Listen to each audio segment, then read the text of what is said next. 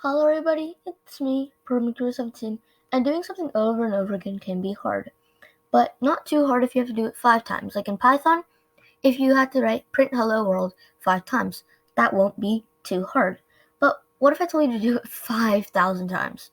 That will be pretty hard. And if you had all the time in the world to do it, you could do it, but your hands will be it will be in too much pain in the end, probably. And there's not really any way of doing that because there are loops. There's loops in every single programming language, and so in Python, loops are actually pretty simple. So now I'm going to show you guys how to use range loops first. So now let's get started.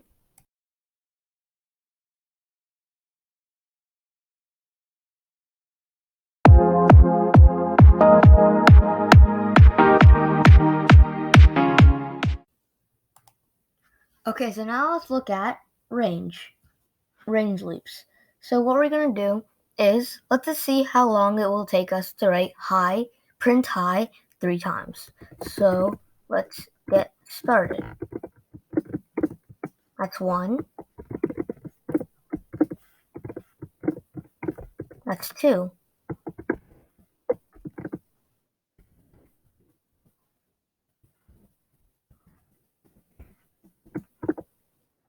And that's 3. That took not too long, but that still took a while. We can do this faster without just doing this over again, because 3 times might not take a long time, but 30,000 times or 3,000 times or even 300 times is going to take a long time. So now let's see how this works. What you want to type is 4, and then x, and then in range. And then what we want to do after this is we write in parentheses 0, 3. So everything in between 0 and 3 will be printed. So that would be 1, 2, 3, so it will be printed 3 times. And then we put a colon and enter, and now you can see there is an indent in the next line, and that's where we're going to write whatever we want, and it's going to repeat that 3 times. And if we do it twice down there, it's going to repeat both of those 3 times. So we can do print hello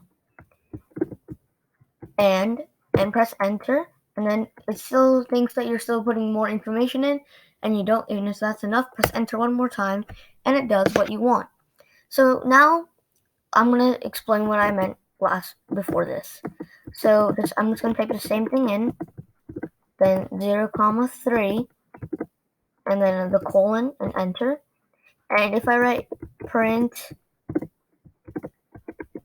hello, and then enter, and then I want to write another line of print hello, and press enter, it'll do it 6 times because it did both lines 3 times. So that's how this would work. And you can also write it once and go change back the 3 to a 6 if you wanted to. So now we're going to look at loops on. Okay, so now we're going to look at loops on using the turtle icon tool.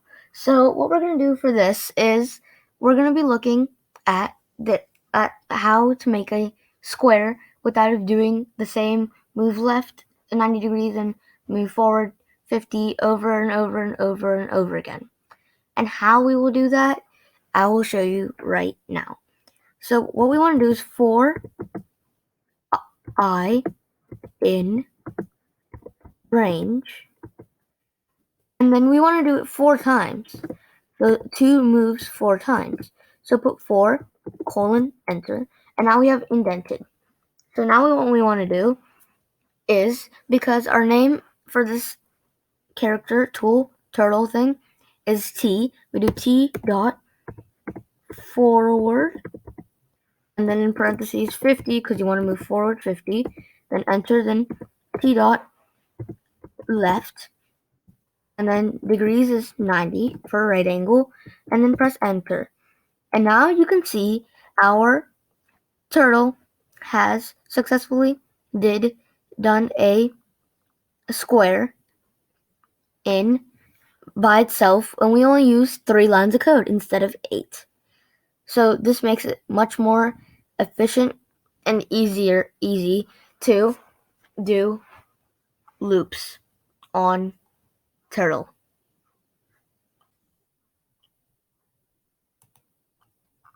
Okay, so I just wrote out a list, and it says fruit equals apple and orange. So this is a simple list. An apple and orange, every element isn't everything inside an list is an element. So a slower way is fruit and then 0 and then fruit and 1, which is prints apple and orange. A faster way with loops is for every element, which is what's inside the list, in fruit, which is the name of the list. So for every element in fruit, and we write what we want to do. We can do print element, and that will do this. It will print apple and orange. We can do this as many times as we want. I'll just say apple, apple, orange, orange, for if we do it twice.